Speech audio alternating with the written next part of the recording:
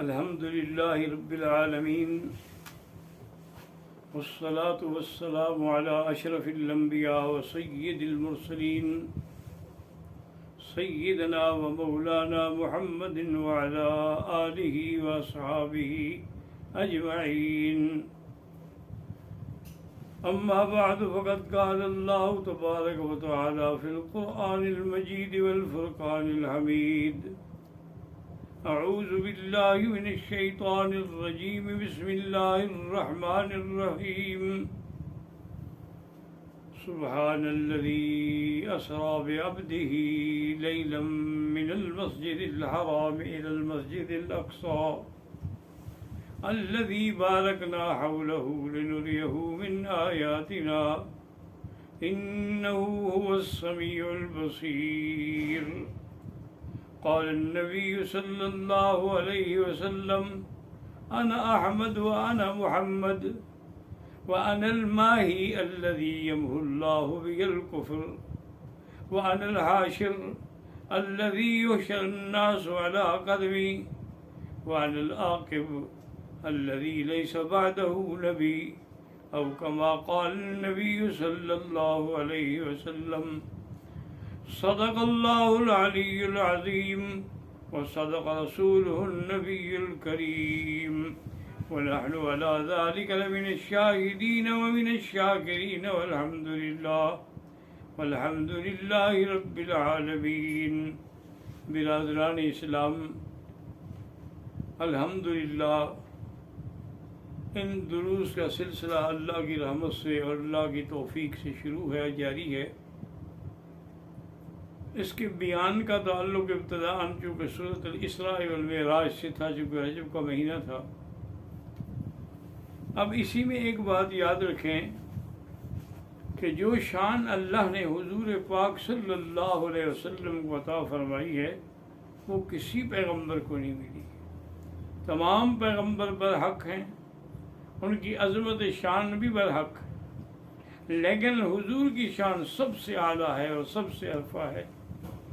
اسی لیے حضور نے فرمایا کہ لواء الحمد یوم القیامت بیدی ولا فخر علی، کہ حمد کا جھنڈا پرچم جو ہے قیامت میں وہ میرے ہاتھ میں ہوگا، مجھے اس پہ کوئی تکبر نہیں بلکہ اللہ کی نعمت ہے.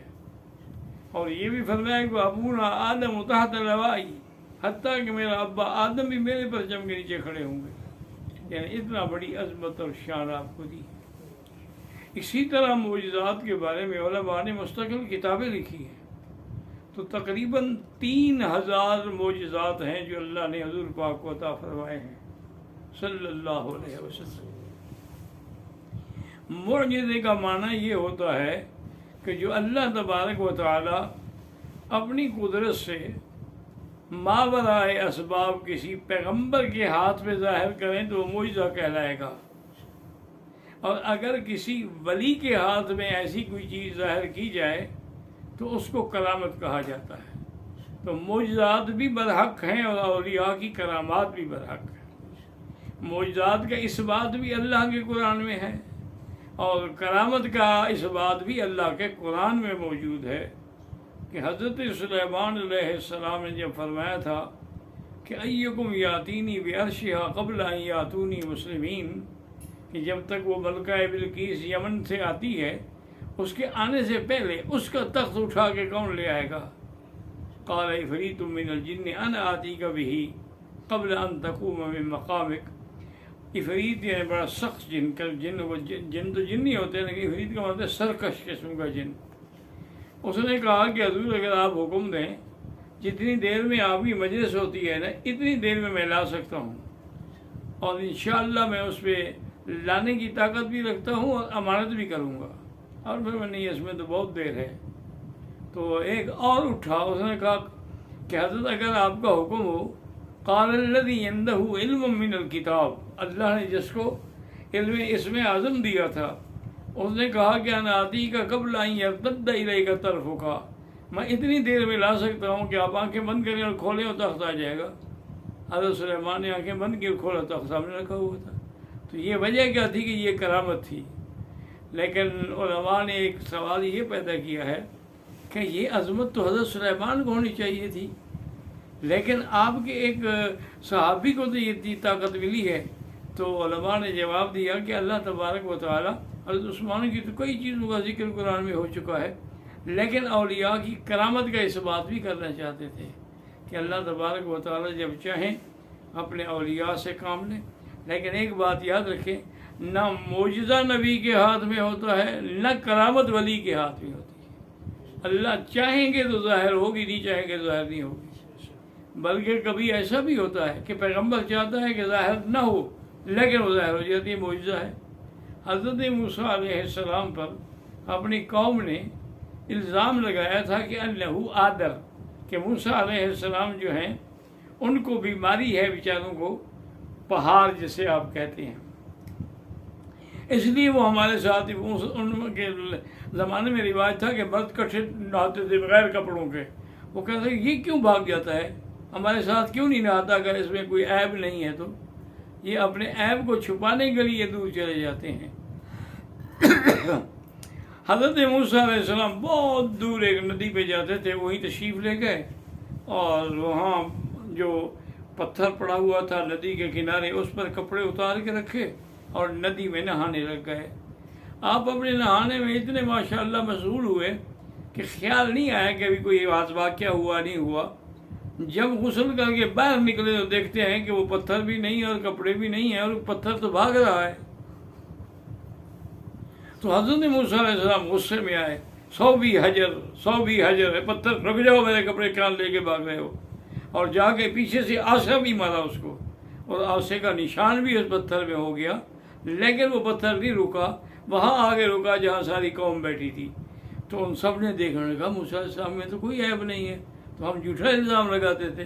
فَبَرَّأَهُ اللَّهُ مِمَّا قَالُوا وَكَانَ عِندَ اللَّهِ وَجِيهًا۔ تو اب موسیٰ علیہ السلام اپنے آپ کو ننگا کرنا تو نہیں چاہتے تھے نا، لیکن ہے معجزہ، تو کبھی پیغمبر نہیں چاہتا تب بھی معجزہ ظاہر ہو جاتا ہے، اور کبھی پیغمبر چاہتا ہے پھر بھی معجزہ ظاہر نہیں ہوتا۔ تو اس لیے ہمیشہ یاد رکھیں، معجزہ عجز سے ہے کہ جس کے کرنے سے ساری دنیا عاجز ہو، کہ اس کو ما وراء الاسباب وہ نہ کر سکے، وہ معجزہ ہوتا۔ اب اگر سلیمان علیہ السلام کا تخت اڑتا تھا وہ معجزہ ہے، آپ نے اگر ہوائی جہاز اڑائے ہیں تو یہ معجزہ نہیں، یہ تو ماتحت الاسباب ہے کہ باقاعدہ ایئرپورٹ ہے، باقاعدہ چلانے والے ہیں، اس میں انجن ہے، پیٹرول ہے، تو یہ چیزیں ماتحت الاسباب ہوتی ہیں۔ کرامت یا معجزہ ما فوق الاسباب ہوتا ہے۔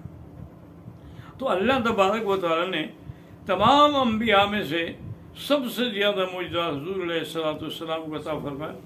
اور دوسرا پھر دیکھیں کہ حضور کے معجزے کی کوئی شان ہی نرالی ہے۔ اب دیکھیں نا کہ جیسے موسیٰ علیہ السلام کو اللہ نے حکم دیا، تب تکلیف تھی پانی کی، تو اللہ نے حکم دیا اضرب بعصاک الحجر، تم اس پتھر پہ اپنا عصا مارا کرو، فانفجرت منہ اثنتا عشرۃ عینا، اس سے 12 چشمے پھوٹ پڑے، کیونکہ آپ کی قبیلے جو تھے 12 تھے، تو ہر قبیلے کے لیے الگ ایک چشمہ جاری ہو گیا۔ تو یہ بھی معجزہ ہے کہ لکڑی ماری جائے، سوٹی ماری جائے اور پتھر چشمے نکل آئے، اور نکلے بھی 12 کے 12۔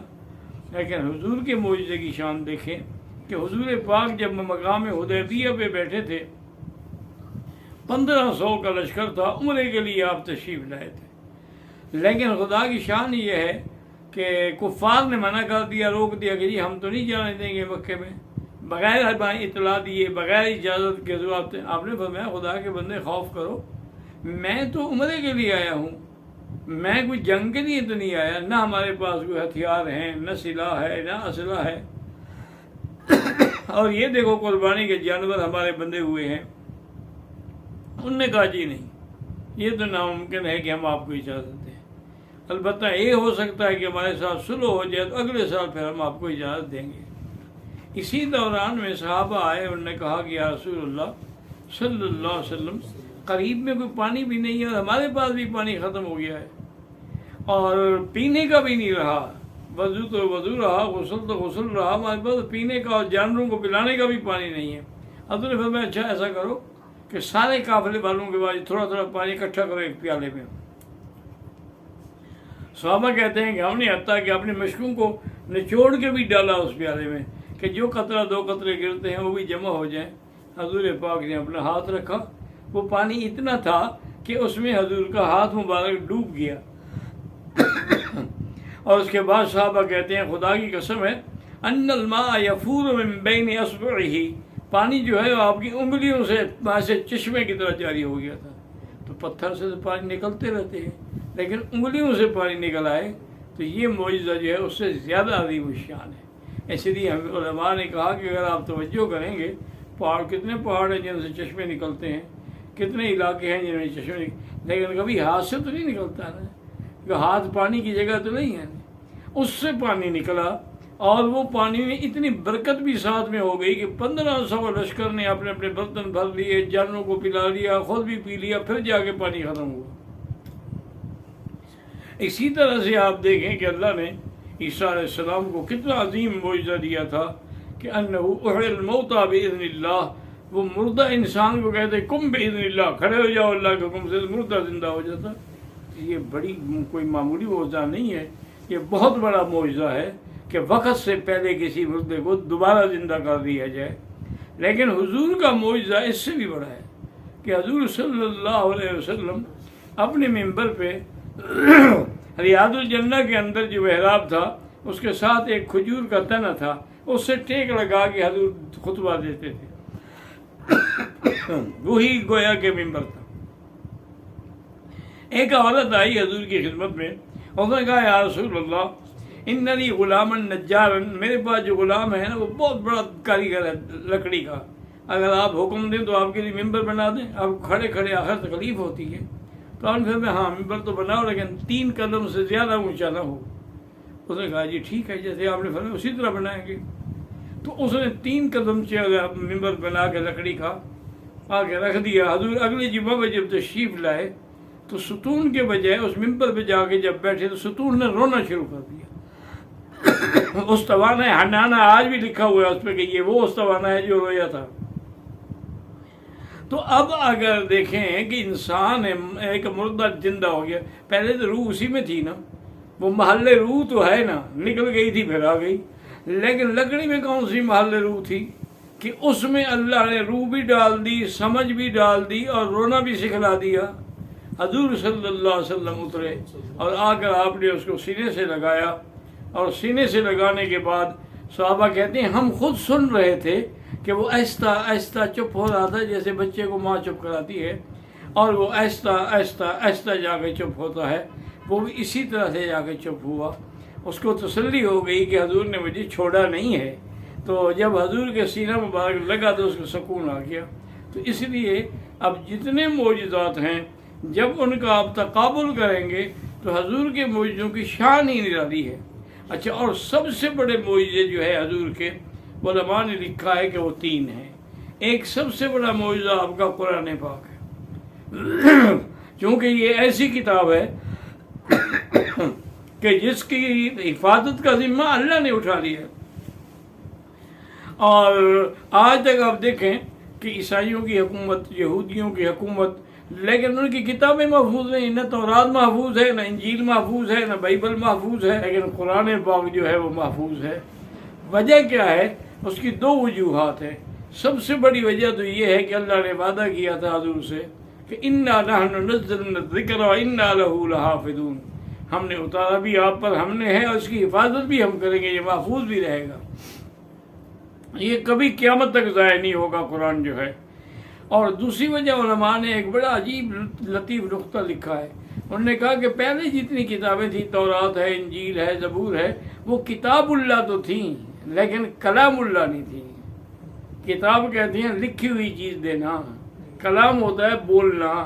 وہ کتابیں لکھی ہوئی مل گئیں، انبیاء اقوال کا الواح جیسے موسیٰ علیہ السلام کو مل گئے، اسی طریقے سے حضرت عیسیٰ علیہ السلام انجیل مل گئی، لیکن وہ پڑھی نہیں گئی، وہ لکھی ہوئی ان کو ملی۔